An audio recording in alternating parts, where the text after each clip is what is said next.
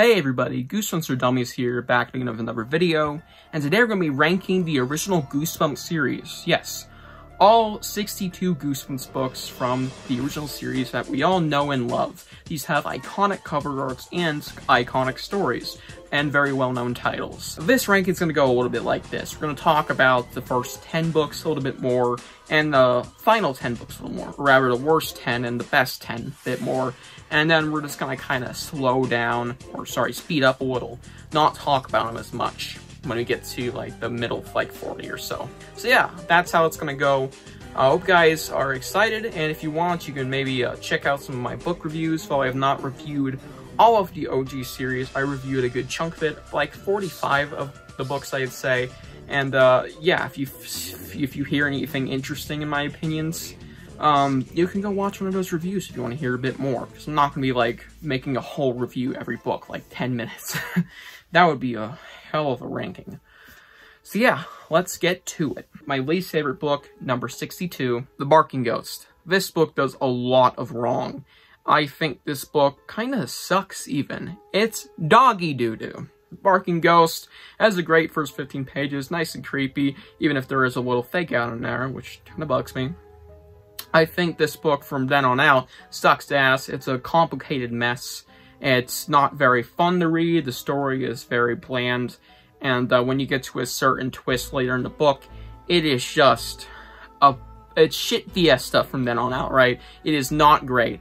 And the ending is terrible. And the main twist is terrible. Just a lot of dog crap. We have Monster Blood 4, number 61. This is actually the 62nd Goosebumps book, funny enough. So yeah, what fucking sucks about this? Well, a lot of things. But I find this book a little bit enjoyable, and that's why it's a bit higher than Barking Ghost, because I do get a kick out of it, kind of. This book just has a lot of annoying characters. The plot is, well, a Monster Blood plot, what can I tell you? It's not very interesting, and this one in particular doesn't do a lot. It's basically Monster Blood free, only the Monster Blood aspect isn't very fun.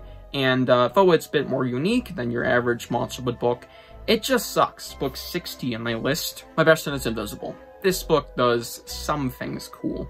I like the first 30 pages-ish. I think they're decent.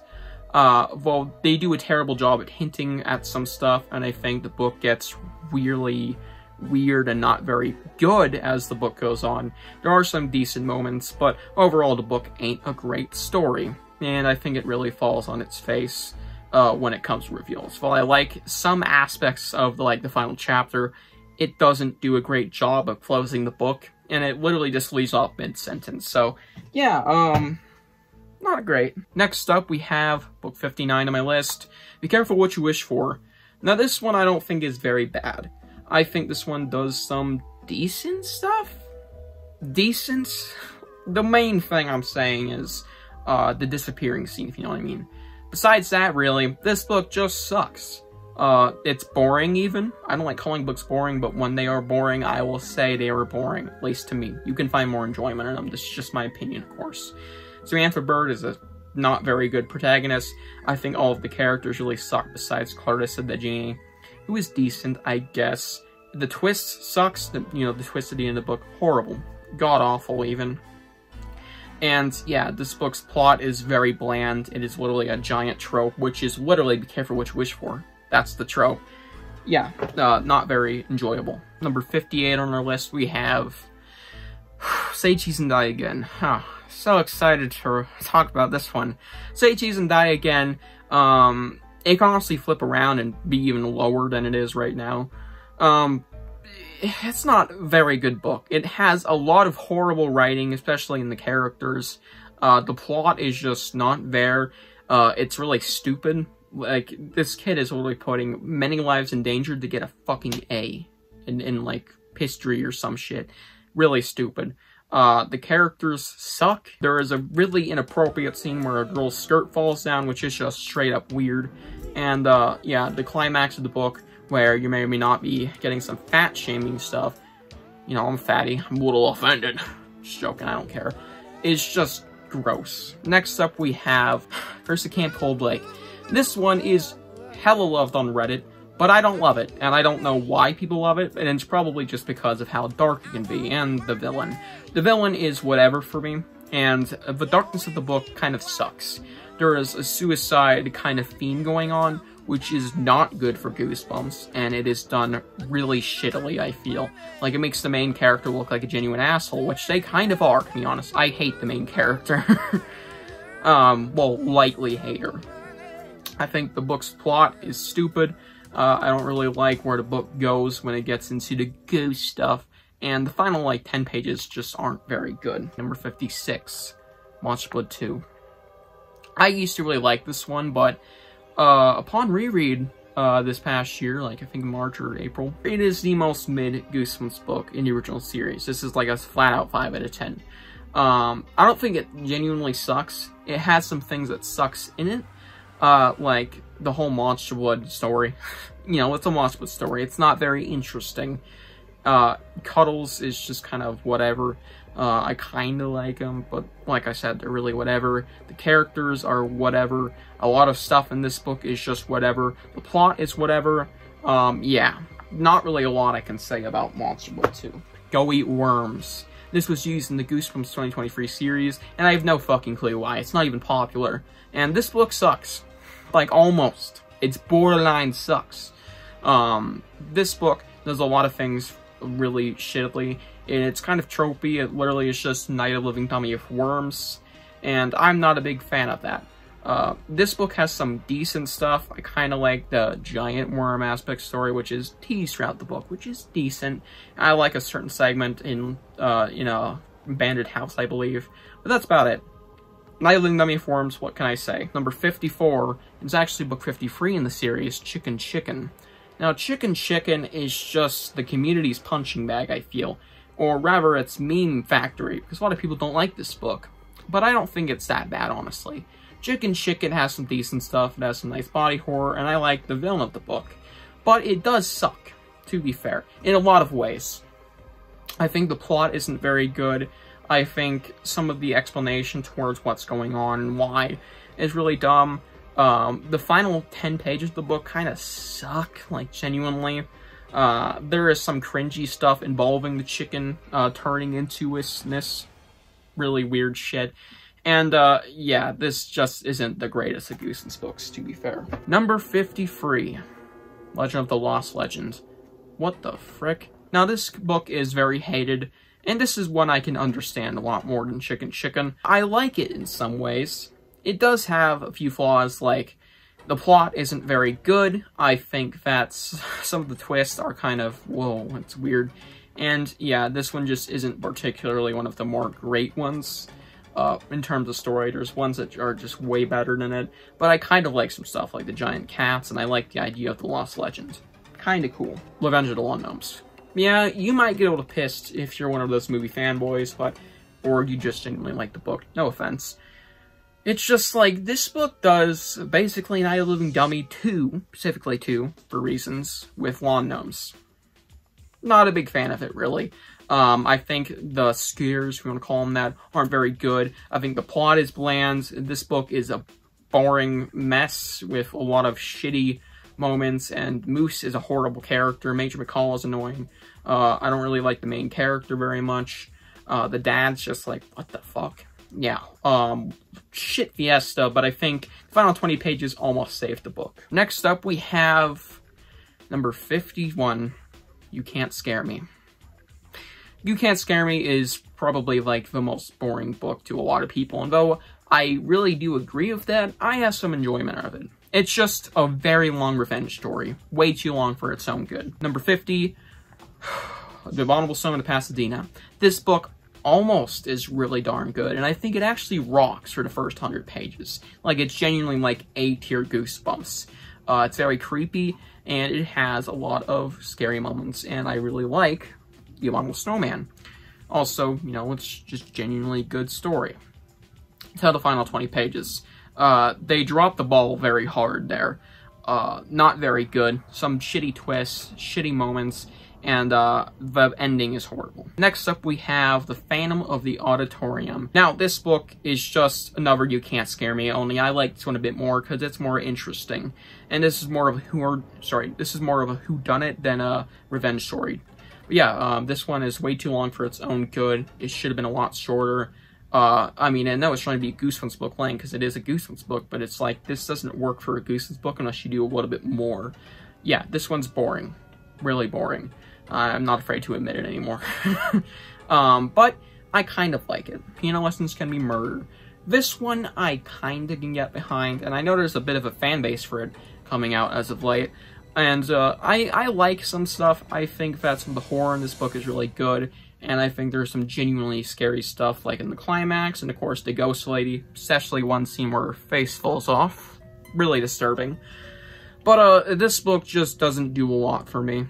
It takes a while to get going. It's very confusing even, and it's just not the greatest of books. Next up, we have The Headless Ghost. I don't think this one is too great. It's trying to be a typical ghost story, and it does some good stuff. I think it is decently creepy at times, and I kind of like the Headless Ghost reveal, and the ending is really good, but it doesn't push many limits. I think it's just a typical ghost story, and it doesn't really go anywhere. I think a certain other ghost story in the original series did it a little bit better. At number 46, we have My Hairiest Adventure. This one is just a puberty reference, the whole book, and I kind of like it for that, controversially enough.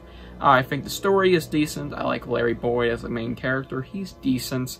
And yeah, I enjoyed this book. It was fun, I guess, at times, but it doesn't do anything crazy. It came from beneath the sink. This one is okay. I like a lot of stuff about it, like the gruel especially, but it doesn't do a lot of great either. Not a lot to say about this one. Next up, Night of the Living Dummy. Not a lot to say about this one. I think the first 80 pages suck, but I think the final 30 kind of save it. At number 44, we have a very controversial pick, Watch But Free. This one was gonna be a little lower, but I moved it up because I do have a kind of fondness for it. It is a simple story. It's the simplest of the Watchwood stories. It's just Evan grows giant, and I had fun with it. This is the most fun I've had with any of the Watchwoods, besides the first one, which is obviously coming up eventually. Yes, it's high up. Watchwood Free, I enjoy a decent amount. Next up, we have Ghost Beach, a damn near invisible book in the original Goosebumps series. Not a lot to say about this one. It's a fine ghost story, and I think it is definitely worth a read. It's just a little too long for its own good. I feel it definitely worked better as a tale story or a short story, but it is fun, but not great. Next up, we have Return of the Mummy, starring Prince Carew, the mascot, unlike the first book. That actually had a different mummy, or villain, as you will. Now, Return of the Mummy is decent. I think the twists are good. I like the characters and reveals, but it doesn't move a lot of great. It's probably one of the most fine Goosebumps books ever, and I bet some people could back me up on that. Next up, we have Don't Go to Sleep, at number 41. Now, Don't Go to Sleep is decent, I think. I think it does a very good job at being a dreamlike Goosebumps book where every day is an alternate reality. You literally change your body, or you maybe age up, you turn into an animal. It's very interesting. I think the villains of the book, or antagonists, they're not really villains, they're not like evil or anything, but the antagonistic characters, we'll say, are decent. I like it. Next up, we have Ghost Camp. Now, this one's decently creepy, and I enjoy it for that. It has a lot of scary stuff in it. I like the plot. I do think the first 50 pages are kind of a drag, and I think that there are some big issues as the book goes on, but it is fun, and it is creepy. What more can I say? Why I'm Afraid of Bees. Now, this one stars Gary Lutz, which is a really good Goosebumps protagonist, and has one of the most interesting concepts in all of Goosebumps, with this weird service to switch bodies. It's a cool company. Yeah, I liked it a lot. I think it's highly underrated, and one of the hidden gems in Goosebumps, though it has its issues with it kind of being dumb at times, and having a really dumb ending, it's still fun. Next up is Curse of the Mummy's Tomb. This one takes a bit to get going, but I think it is decent. I think the final, half the book, I'd say, is really good. The twist of who the villain actually is, because it's not really what you're expecting, is decent. He's actually really creepy even, and there is some scary shit in the end of the book. So yeah, and also, nice heartwarming ending. Next up, we have How to Kill a Monster. Now, How to Kill a Monster is a decent monster story, as you might expect, and there's a lot of action for a Goosebumps book, and it is decently tense. I think it isn't a great story, and it takes a little bit to get going, kind of like Cursed Mummy's Tomb. But when it gets going hard, and I think it is a fun story. And the twists at the end are pretty decent. Kind of unexpected, too. Monster design is also really creepy. Next up is actually a very underrated book, Bad Hair Day. I think this one is really fun. It is basically just the magic book of Goosebumps. We have an evil magician rabbit, kind of on the cover. And we have lots of, zany magic tricks. What more can you ask for? It's a fun book. Now comes a fan favorite, The Horror at Camp Jelly Jam. A lot of people really like this one, thanks to Goosebumps Aussie fan probably popularizing and getting a lot of people to read it. However, I don't think it's that good. I think it's decent, however. It is a fun book. It has some really scary stuff like the hypnotism aspect, and Buddy the counselor is kind of creepy, and there's a lot of creepy and genuinely frightening reveals at the end of the book. But it ain't great. I think it, once again, kind of takes a bit to get going, and it's definitely a little bit overrated, and that kind of applies into my score. Next up, we have The Cuckoo Clock of Doom. Now, there is a bit of annoying aspects to the book, and that is Tara the Terrible. Very infamous for being, well, terrible. She ain't a great character, and she kind of deducts points, and I think the book is a little too campy at times, like a little too goofy. But it's still a fun book, and I think it is a very nice read. It is a classic, no wonder this was included in the Goosebumps 2023 series. Very good. Deep Trouble 2, a nice aqua horror story. This one does a very interesting plot involving maybe some plankton, I believe. And yeah, the villain of the book is kind of cool. I like this one almost as much as the first Deep Trouble, almost. And yeah, it's pretty decent. Next up, Girl Pride Monster. Not a lot to say about this one, sadly. I think it is just decent. It's got a decent monster story, and I think the ending twist is really good. Next up, Werewolf Skin. Where do I begin? This is a great werewolf story, and there's a lot of, genuinely intense moments in this book. Now, this book would have been higher, but I don't think it's as good as I originally thought. I think it is just really good, but not amazing. Werewolf Skin has some issues, but not many. Next up, Vampire Breath. This one is underrated and under-talked about. Vampire Breath is a very good vampire story, and it's decently creepy. It's zany, even, and yeah, it has a great setting with this creepy dark castle, and while I think it kind of gets weird as it goes on, it's still a really fun story. Next up, we have Night of the Living Dummy 2, the sequel to the original Night of the Living Dummy. No shit. Night of the Living Dummy 2 is decent. I think it is definitely an improvement on the first, having a certain aspect of the first change to be, better. And there's not as much sibling drama and stuff. I like it. Next up, The Werewolf of Fever Swamp. This one is a classic. I think it is a decently frightening werewolf story, and though it is kind of a drag to get through, and not a lot of it is very entertaining, I think the book overall is something I can really appreciate for being a very good, werewolf story. And I think the twist of who the werewolf actually is really good. The Scarecrow Walks at Midnight. This book does a lot of scary stuff. I think this is one of the more frightening books. And though it's basically Night of the Living Dummy of Scarecrows, wherever Night of the Living Dummy 2, be specific, it is definitely way more creepy with its farm setting and some of the aspects of how these scarecrows are alive, and just some of the stuff they do. Like the barn scene, where it's pitch black. Terrifying. One of the scariest things I've ever seen in Goosebumps. Yeah, great book. Next up, Beast from the East. And now we're entering the 9 out of 10s. I think these are genuinely great books. Now, I did overrate this book when I originally read it, and I do think it is kind of... It's kind of hard to get used to, because it's such a different Goosebumps book, and it's kind of throw some random shit in there, kids will read it anyways. That kind of Goosebumps book. But the whole point of the book is be a zany Dr. Seuss-like Goosebumps book. It is a fever dream, and I love it for that. The beasts are crazy creatures. I love the plot of the book, where it's a giant game of tag. Well, a really weird version of it. It's still really cool. And I think the book, the setting, this giant creepy forest with all this weird stuff, it's really cool. What a great book. Very much enjoyed it. Next up, we have a classic Goosebumps book, Stay Out of the Basement, which is going to be used, most likely, in Season 2 of Goosebumps, the new show. Holy crap, Stay Out of the Basement is genuinely really creepy. The plant horror in this book is really good. There's some very disturbing reveals toward what's going on, and some stuff that's in the basement, specifically in a hidden room. And yeah, this book is just genuinely great, though I think is kind of a drag, sadly. Next up, How I Got My Shrunken Head. What a zany book this was. I think this book is really fun for being a jungle story. Yeah, jungle story, one of the weirdest Goosebumps settings to be the frickin' jungle. Yeah, this book has a really fun story. The Shrunken Head as an object and sort of a character with the twist is really good. I like Mark, I like Aunt Benna, she's pretty cool, and I like some of the twists involving the villains.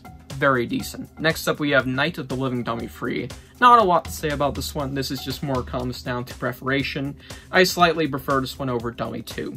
Honestly, this could be a little lower. But yeah, Dummy Free, I enjoy it.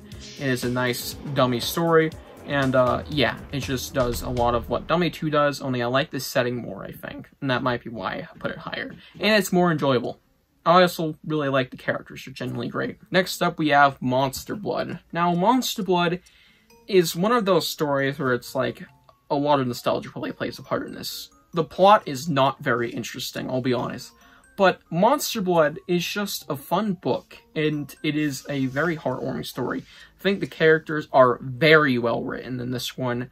I think Evan is a fun guy to read about, specifically in the first. I know people really don't like it when I say in the other ones, but specifically in the first, he's really nice, alright? Specifically. And, yeah, I genuinely just really like the original Monster Blood. Nostalgia definitely plays a part of that, like I said, but it's a really good book. Really good. And also, the twists at the end are really cool, even if they drop it in the frickin' sequels for no reason at all. And the final book before we get into our 10 out of 10s, because we have some 10 out of 10s coming up, like these are ones that I love. We have Deep Trouble, almost a 10 out of 10, and this is one of my friend's favorites books. I think Deep Trouble is great. It's nice aqua horror. It has a very interesting turn of events where you'd expect a different kind of story, but you get something completely different from what you're expecting in the cover, and I like it, and I like the villains of the book too. So yeah, let's move on to my 10 out of 10s now. Next up, we have Attack of the Jack-O-Lanterns. What a great story. This one, I really like for a certain aspect with the twist, recontextualizing a lot of the book, or kind of confirming some suspicions you might have. This book is a fun Halloween story. It has some great Halloween vibes in it. I think the first 50 pages are really cool, where it's kind of describing and building up these characters, and then you get the actual story, and it's a great story, to be fair. Yeah, what a fun Halloween read. The twist is amazing. Next up, we have the iconic of a masterpiece, Welcome to Dead House. Finally, it's appeared.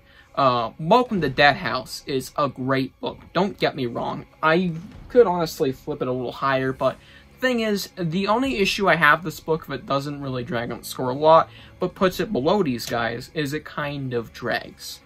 I think the characters, however, are really well written. I think the story is very creepy and gets very dark as it goes on, and fucked up even. I think the climax is great. And yeah, the ending is really, really cool. Next up, we have Attack of the Mutants. This is a very good story. In fact, amazing. Attack the Mutant is your comic book story in Goosebumps. It's probably the most popular besides Dr. Maniac versus Robbie Shorts. And yeah, this is a very fun one. I think Skipper is a cool character. He's kind of like this nerdy collector kid. And he is a bit, you know, overweight. It's like I'm looking to a mirror. Yeah, amazing book. Beware the Snowman. Lots of crazy twists in this one. The winter vibe really helps this book score. It really elevates it even. And yeah, I love the idea for this book. And I love the Snowman himself. Great antagonist. The next book is the book that comes right before in the series. Calling All Creeps. Calling All Creeps is amazing. Now, you can imply what these creeps are, probably just looking at the cover. They're most likely aliens, but we don't get an explanation, so I could say, maybe they're aliens, maybe they're not, because we don't actually know. I like that interpretation, like you can leave it up to yourself to decide whether what these things are or not, like aliens. And the book's story itself is really good. I think Ricky Beamer is a nice protagonist. Some of these books they put up so high have decent or better protagonists, I feel. And yeah, Ricky Beamer, great guy. The creeps, great villains. I think the ending twist of the book is amazing. And I think the story is just very fun. Next up, One Day at Horrorland. One Day at Horrorland is a very interesting Goosebumps story. And it even sparked a whole spin-off series. Yeah. One Day at Horrorland, I don't think it is that amazing to get that spin-off series, but it has it, so that's a thing that exists. And it is a really good book. Like, amazing. I think it is just a very solid Goosebumps story about a haunted theme park. Well, not haunted, but really fucked up theme park. With some really good twists at the end of the book. Next up, Welcome to Camp Nightmare. Great twists at the end of the book. I love all of the scary moments where maybe these campers are disappearing, and I like the mystery of, like, what's going on. Yeah, and Billy is a really cool protagonist. Once again, great protagonist. And now we have A Shocker on Shock Street. This book is great. What do I tell you, man? All of these are great. Moving on, and are still great that we've been talking about for, like, the past, 5 minutes. Great book right here. This one has a great twist, has really good characters. I don't think they're the best out of the ones we're talking about so far, but they're really good protagonists. I think all of the scares are what really elevates the score. There's some really crazy shit going on in this book. I especially like the train ride full of skeletons. That part is really cool. And yeah, there's just a lot of shocking stuff going on. And like I said, twists are great. They really elevate the score with the big recontextualization of the book. Yeah, love this one. Next up, A Night in Terror Tower.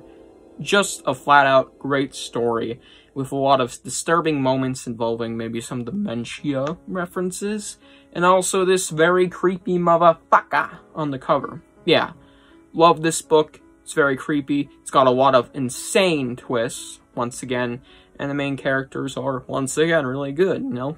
A lot of these have a lot of things in common. Next up, the iconic, the wonderful Say Cheese and Die. The cursed camera, or haunted, whatever you want to interpret it as, is really cool. Spidey is cool. The haunted house, or abandoned house, I like calling them haunted because haunted houses are abandoned. The abandoned house is kind of a cool place where they find this camera. All the stuff that the camera does is really creepy, of course, and I like Greg Banks as a character. There's a lot of really dark moments in Goosebumps that you find here, like potentially a character going literally missing, so that's really cool. Next up, we have The Haunted Mask. I don't really need to say anything about it. I'm sure we've all heard it by now. It's just a fantastic story, honestly, though I don't prefer it over the next ones. We have How I Learned to Fly. Where do I even begin? This book is amazing. It does nothing really scary, but it does a lot of, well, great story stuff. Wilson's a bitch, don't really like him, but in a good way, because it kind of elevates the score when it comes to twists and stuff. What can I say? It's not great for Goosebumps because it's not really scary, but it's just a great heartwarming love story, even if you want to call it that. Next up, we have probably the best Halloween story in all of Goosebumps, The Haunted Mask 2. Now, The Haunted Mask 2 does some things I like more than the first. It does everything the first does, but with a much creepier mask. I think this mask is disturbing. It's changing you to be way older, and it's making your bones crack. Your skin is wrinkling. It's just disturbing, the implications of what's going on. And yeah, it's just very creepy to read about. I believe Steve, the main character, yes, Steve, he's turning really old. And yeah, the Return of Carly Beth is also really cool. Very nice book. Next up, we have the legendary I Live in Your Basement. Now, I Live in Your Basement is popular for being very rare, but it's also popular for being a very interesting Goosebumps story. This one is a mind game, and I love it for that. It's psychological. Keith is the greatest, like, one of the greatest villains in all of Goosebumps.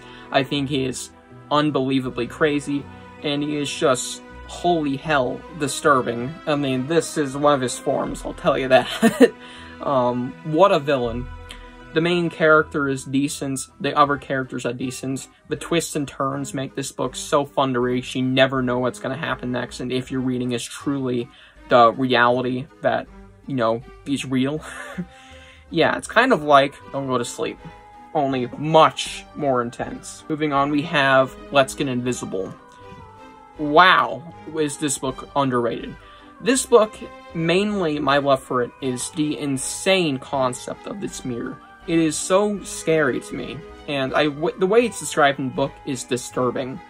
This creepy mirror that is pulling you in. It's like it's sucking the soul out of your body. Like, it is just fucking creepy. And then it replaces you with a clone of yourself, wherever your mirror self. It's such a creepy book, and it's very disturbing. Not a lot to be said, really, besides that's my main love point. I will say the story can be a drag, but I really like it even though. And besides, the build-up makes the payoff more worth it, I feel. It's great. A great story. Next up, we have Ghost Next Door. Now we're getting my top 5, by the way. Last was number 5, this is number 4. Ghost Next Door. Holy crap. This book does a lot of great stuff. I think the main twist, like halfway through the book, as you all know, is great. It is an insane twist, and I think the final chapter is some of Stine's best writing ever, like, period. It is emotional, and it made me even tear up a little. Great, great ending. I think Danny, the side character, I believe, and of course I have Hannah as the main character. They're a great duo, and I like them as characters, and yeah. The villain of the book is very creepy. I think he's highly underrated. Maybe it's just because I have a weird fear of shadow people, because those are, like, the most fucking creepy things I can ever imagine, like, horrific. I don't know. Great book. Really enjoy it. It's just very emotional. Next up, I am never going to change this, and I don't care how much shit I get for this. The Blob That Ate Everyone. The main character is basically Stine writing about himself. He wants to be a writer, and there's a lot of similarities to Stine. I think of the idea of how this typewriter gets electrically charged, or it's rather it may be haunted, it's left up to your interpretation, and the second Zach touches it, he becomes like this god. It's really weird, and whatever he writes on it becomes true. It's really cool, and it's similar to the Goosebumps movie, actually. Kind of funny. And it's another reason I kind of like it. You know, they obviously took inspiration from this when writing the movie. Now, Blob That Ate Everyone, the Blob themselves, when that comes out in this book, I think it is great. It's a great antagonistic, you know, creepy motherfucker. And it goes into a very weird twist, but I kind of like it. And the build-up of the Blob throughout the book is really creepy, with, like, little signs of maybe it's coming, and then there's, you know, fake-outs and stuff. But it's still a fun blast of a Goosebumps book. And I just love the concept of it.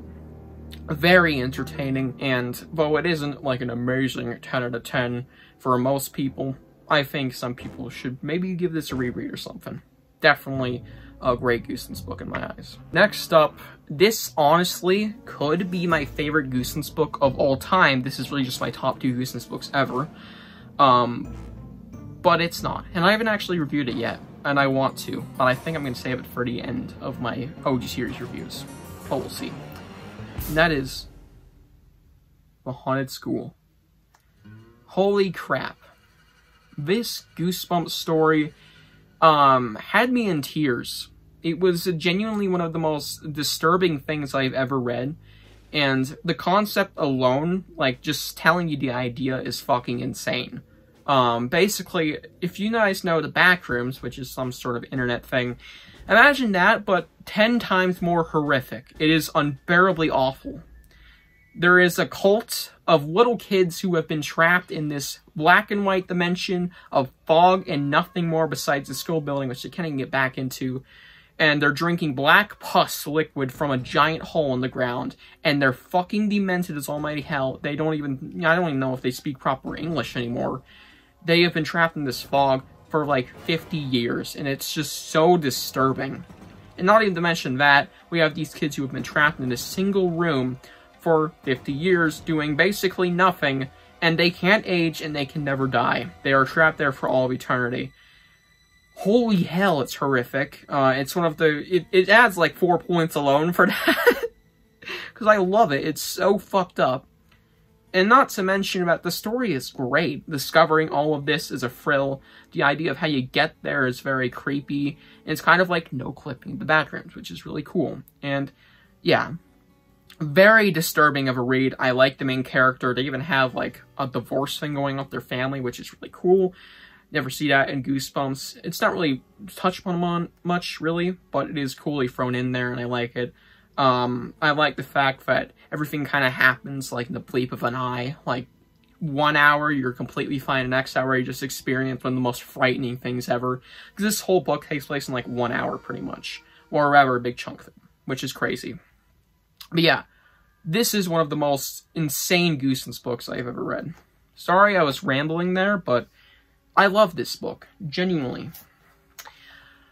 As much, honestly, as Egg Monsters from Mars, my #1 pick. Egg Monsters from Mars is directly up my alley. It is an E.T. Goosebumps book with creepy elements mixed in. I think this book does so many things right. And it even has Easter thrown in there, for fuck's sakes. Like, what's not to love about it?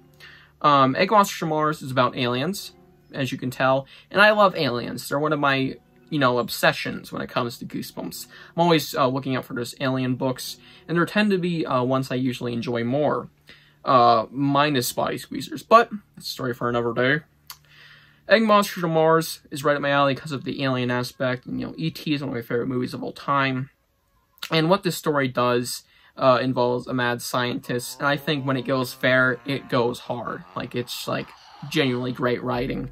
We have half the book taking place in one room, and that's kind of experimental feeling, and I like experimental Goosebumps books, because they're weird. And, it's really cool what happens in this one room. You kind of, you know, it kind of builds up these egg monsters as characters, and it's building up to the eventual release of this character, because he's just not going to stay in this room for the whole book, right? Obviously, no. It's a great ride, is where I'm getting at with that, with lots of amazing build-up, I feel. And yeah, there may or may not be a potential death in this book, which is even cooler. You know, I like dark shit in Goosebumps. I like it when they push limits, like they definitely did in Haunted School. The most fucked up book of all time. Definitely. Not even a doubt in my eyes. Well, in Goosebumps. Yeah, Egg Monsters from Mars, really good. It's just a genuinely great Goosebumps story. And to even add on, honestly, I will admit this, I have a little bit of nostalgia for it. Like, a little bit, I mean a lot. And that definitely applies to Score a little. A little. But I am genuinely honest most of the time. With Score, I definitely am kind of dick-sucking because of nostalgia. But, to be fair, it's just so happens to be my favorite. Maybe it's not the best book I've ever read, but it's definitely my personal favorite. This is the one I cherish the most. And yeah, that is my ranking of the original Goosebumps series. What a video this was to film. I am sweating. My back hurts from being perched over for so long. This doesn't have the greatest backrest for a chair. Like, I'm literally just sitting on a stool at this point. And, yeah, hope you guys enjoyed this ranking video. If you want, you can, I don't know if I'll read through it, but you can put your rankings below, or rather share some of your favorite or least favorite Goosebumps books, and tell me what you think of my ranking. And anyways, see you guys in the next one. Bye. They gonna get you by the goosebumps, goosebumps. Gotta get you by the goosebumps.